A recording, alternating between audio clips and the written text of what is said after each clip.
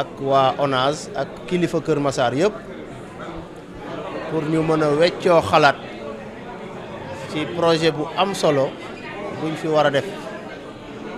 muy projet d'assainissement autonome de Dakar fii ci Kër Massar. projet boobu dafa am ñaari pàcc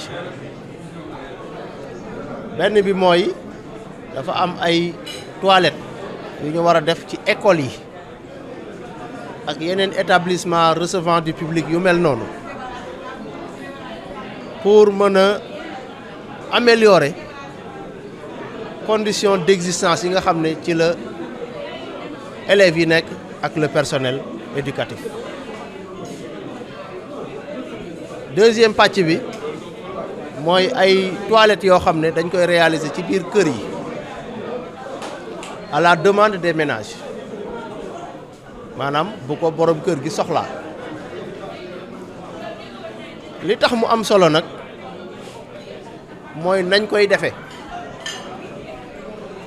ndax Kër Massar ku ne xam na ne département la boo xam ne nappe bi dafa jege. boo gasee tuuti da ngay jot ndox ba tax na nit ñi am nañ jafe-jafe pour def fosse boo xam ne ndox mi du ci dugg. ONAS nag li mu indi ak ay entreprise am mooy li ñuy tudde ay fosse étanche mooy fosse yoo xam ne boo ko defaree ndox mi du mën a génn fosse bi pour dugg ci nappe bi waaye tamit ndoxu nappe bi du mën a dugg ci fosse bi loolu nag bëri na njëriñ. ndax dana tax fosse yi du gaaw a fees waaye tamit dana tax ba fosse yi ndox ya ca nekk daan génn di dugg ci nappe bi di ko polluer dootul mën a génn kon dana yaxanal poche ménage yi ndax am na ñu bëri ñoo xam ne la ñuy vider dafa jege lool. beneen bi mooy bu ñu réaliser toilettes yu mel noonu dafay mën a yàgg ndax liggéey bu baax lañ koy liggéey. te dana soulager bu baax a baax les ménages waaye nag du ñàkk mu laaj buñ ko defaree ba pare entretien ak maintenance loolu tamit entreprise yi ko réaliser ci ndigalu ONAS danañ mën a gunge ménages yi ko soxla pour di leen ci jàppale le moment venu loolu moo tax nag ñuy ñaan population bi yëpp ñu téye projet bi comme seen projet bopp daal di ko gunge ci mise en œuvre bi projet la boo xam ne daf ci am wàll yoo xam ne état moo koy supporter boo jëlee li nga xam ne mooy lu ñu réaliser ci école yi toilettes yooyu à 100% état moo koy jël en charge waaye bu dee yi nga xam ne nag dañ koy def dans les ménages am na contribution bu ndaw boo xam ne ménage bi da koy apporter maanaam état bi daf koy subventionner entre 80 ba 85%. 20% yi wala 15% yi des moom la ménage bi di supporter mën na nekk en nature comme mën na nekk en espèce waaye balaa ñuy xam lu ci nekk la muy jar faw rek études ya nga xam ne ñu ngi koy def te noppeegul ñu daal di ko matal su ko defee nag infrastructure bu ci nekk rek ñu xam la muy jar ak ménage bi lan la ciy joxe waaye daal nañu jàpp ne ndimbal la goo xam ne état bi indi na ko pour jàppale askan wi ñu mën a am ay fosse yoo xam ne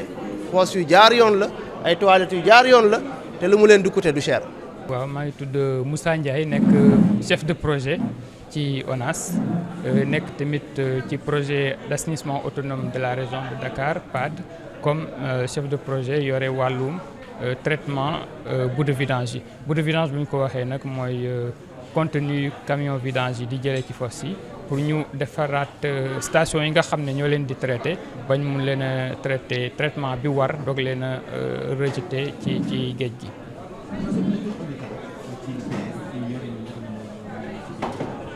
waaw projet bi lu mu indil population yi mooy déjà ci seen kër ay jumtukaay yu assainissement yu demee ni ki ay fosse yu demee ni ki aussi ay cabine yu mucc ayib yu nga xam ne dina am jumtukaay yi war ak aussi ay dispositifs lave-mains ndax day baax nit ki bu génnee ci toilette am mun a am fu mu raxasoo ki nga xam ne amul lavabo day am possibilité bu boobaa utiliser jumtukaay yooyu aussi fosses yi dafay nekk ay fosses yu ñu amélioré donc dina permettre relever niveau de service d'assainissement bi pour population yi bu dee ci écoles yi aussi projet bi dafa indi ay blocs sanitaires yu nga xam ne day permettre ñëpp ñi nekk ci école yi moo xam élèves yi la jàngalekat yi ak ñeneen ñi fréquenter école yi bu ñu soxlawee utiliser jumtukaayu assainissement ñu mun ci accéder ci na mu waree donc dina am yu bees yu ñuy tabax am aussi yu nga xam ne yu fa nekkoon la commencé yàqu wala yàqu na ba mënatuñ ko utiliser yooyu aussi ñu defaraat ko ba mu mel ni lu bees tàq. bon bu dee li nga xam ne dañ koy defar pour borom kër yi loolu dañ ko subventionné projet bi selon ouvrage bi nga xam ne moom la ménage bi di demander day subventionné à des niveaux différents mais subvention bi mi ngi tàmbalee ci 80 jàpp 85%. Ce qui veut dire que ménage bi moom ci boppam li mu ciy def comme participation mi ngi toll ci 15 jàpp 20% selon ouvrage bi mu bëgg donc loolu day oyof bu dee ci école yi la nag moom li ñuy def foofu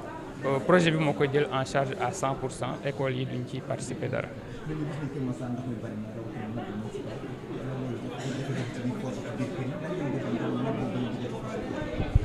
waaw li ñuy def mooy jël ay matuwaay ci liggéey bi. def ko liggéey boo nga xam ne dina tax ba ndox mi du mën a dugg ci fosse yi wala ndoxu fosse bi aussi du mën a dem ci nappe bi donc bu dee ci yi nga xam ne nappe bi bariwul doole noonu dañ ko def construction ay briques pleines yu mucc ayib ba pare enduire ko enduit bu nga xam ne dañ ciy def ay produits étanchéité yoo xam ne mooy dimbali fosse bi ba mu mun a fonctionner sans que ndox mi ci ndoxu nappe bi di ci dugg bu fekkee ne nag zone yu nga xam ne nappe bi dafa am doole lool dinañu envisager def ay fosse yu nga xam ne en béton armé lañ koy defee mu nekk yu dëgër étanchéité bi tamit doon bu baax. waaw ci projet bi phase bi ñu tàmbali nii buñ koy xayma juróom-ñetti téeméeri junni ci ay nit war nañ ci bénéficier mooy ñi dëkk ci kër yi bénéficier ci ouvrage yi ak aussi ñi nga xam ne ñu ngi ci école yi centre de santé yi nga xam ne danañu am ci jumtukaay yooyu. Départemental de développement consacré au partage d'informations sur le projet d'assainissement autonome de Dakar dans le département de Keur Massar. C'est un projet qui est mis en œuvre par l'ONAS et qui porte sur la construction de toilettes et d'édicules dans les écoles et autres établissements recevant du public d'une part, mais également au sein des ménages d'autre part. Comme vous le savez, le département de Keur Massar est très vulnérable aux inondations, avec une nappe qui affleure, créant ainsi d'énormes difficultés pour la conception et la mise en œuvre des fosses septiques. Ce projet de l'ONAS vient donc à son heure dans la mesure où il va permettre aux ménages de réaliser des fosses septiques étanches, mais aussi des édicules qui répondent aux normes. Au niveau des établissements scolaires également, nous avons beaucoup de difficultés liées à l'insuffisance des édicules, mais aussi au fait que ces édicules ne répondent pas souvent aux normes. Donc avec ce projet, on arrivera soit à réhabiliter les infrastructures qui existent déjà pour les arrimer aux normes standards, soit à construire de nouvelles infrastructures, cette fois-ci adaptées aux réalités de la nappe.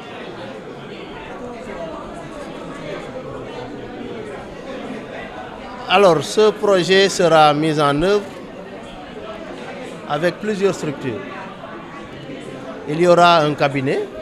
chargé de la communication et de la sensibilisation pour faire parvenir la bonne information aux ménages, mais il y aura également des entreprises qui vont s'occuper de la réalisation de ces ouvrages. Et le projet va subventionner les charges à hauteur de 80 jusqu'à 85%. Et les 15% ou les 20% restants seront supportés par le ménage. Pour ce qui concerne les ouvrages à réaliser dans les maisons. Mais pour ce qui concerne les écoles et les autres établissements, c'est entièrement à la charge de l'État. Or, ce qu'il faut noter, c'est que si on arrive à réaliser des fosses étanches, le rythme de vidange des fosses sera réduit puisque la nappe ne pourra plus s'infiltrer dans les fosses. Ça, c'est un premier acquis. Le deuxième acquis, c'est que les fosses étant étanches, l'eau des fosses ne pourra plus polluer la nappe. Troisième aspect extrêmement important, l'ONAS, à travers ses équipes et les entreprises, vont mettre en place un système de maintenance pour assurer le suivi des ouvrages qui seront réalisés. Autrement dit, les entreprises qui vont construire les ouvrages resteront à la disposition des populations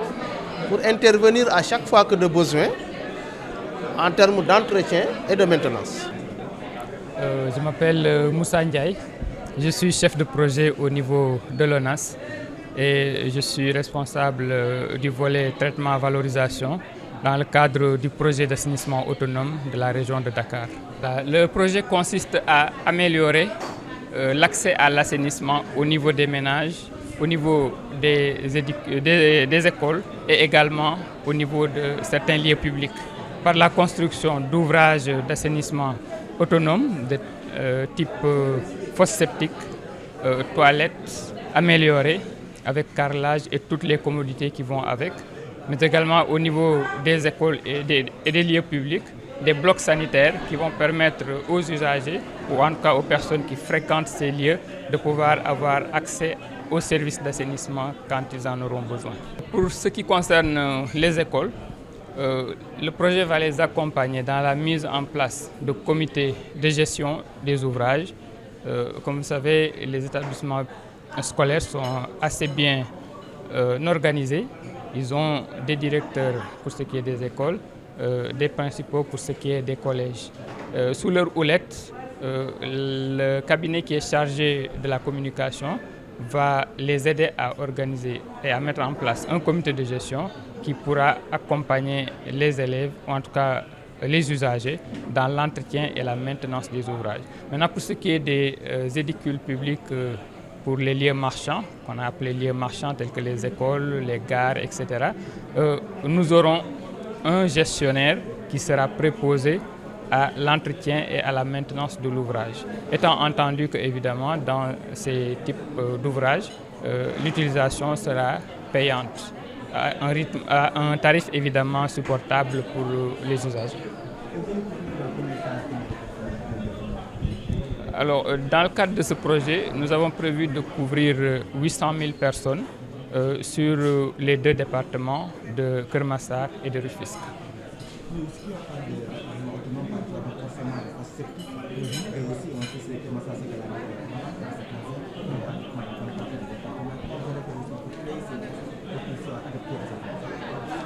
Et nous avons tenu compte dans la conception des ouvrages des réalités qui sont rencontrées dans les différentes zones et notamment au niveau de Keur Massar où la nappe est peu profonde voire affleurante par endroits. Ce qui est prévu, c'est de réaliser des fosses étanches. En fonction évidemment du niveau de la nappe, de son agressivité, les fosses seront en agglomération avec un enduit aussi qu'à latex ou produits similaires pour améliorer l'étanchéité. Pour ce qui est des zones où la nappe est vraiment très superficielle, nous aurons à réaliser des fosses en béton qui auront une meilleure étanchéité, ce qui permet d'éviter l'infiltration de la nappe dans la fosse et également l'effet inverse, l'infiltration des eaux usées contenues dans la fosse qui pourrait polluer la nappe.